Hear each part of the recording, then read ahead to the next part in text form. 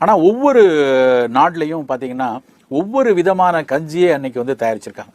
நோய் காலங்களில் கொடுக்கக்கூடிய கஞ்சி இல்லாமல் ஒவ்வொரு பருவத்திலையும், இப்போ உதாரணமாக பார்த்தீங்கன்னா ஒரு பெண் வந்து மாதவிடாய் அடைஞ்சிட்டாங்க, மெனார்க் ஆரம்பிச்சிருச்சு அப்படின்னா அந்த மெனார்க்கை ஒட்டி மாதவிடாய் துவங்கியதுக்கப்புறம் ஒவ்வொரு டைம் அந்த மாதவிடாய் வரும்பொழுது வீட்டில் வந்து உளுந்தங்கஞ்சி காய்ச்சி கொடுப்பாங்க. இது வந்து இன்றைக்கும் நிறைய வீடுகளில் செய்யக்கூடிய ஒரு பழக்கம். அந்த குழந்தைக்கு வந்து ஆரம்பத்தில் இருந்தே நல்ல அரிசியும் உளுந்தும், தொலி உளுந்தும் சேர்ந்து, அரிசி 1 கப்புனா 1/3 வந்து இந்த தொலி உளுந்து போட்டுக்குவாங்க. போட்டு நல்ல குழைவாக அந்த கஞ்சியாக்கி அதில் கொஞ்சம் தேங்காய் பூ போட்டுக்குவாங்க, சீரகம் வறுத்து போடுவாங்க, கொஞ்சம் உப்பு சேர்த்து கொள்வாங்க. இந்த கஞ்சிக்கு தொட்டுக்கொள்ள வந்து எள்ளு துவையலோ இல்லைன்னா வந்து பிரண்ட சட்னியோ வச்சு கொடுப்பாங்க.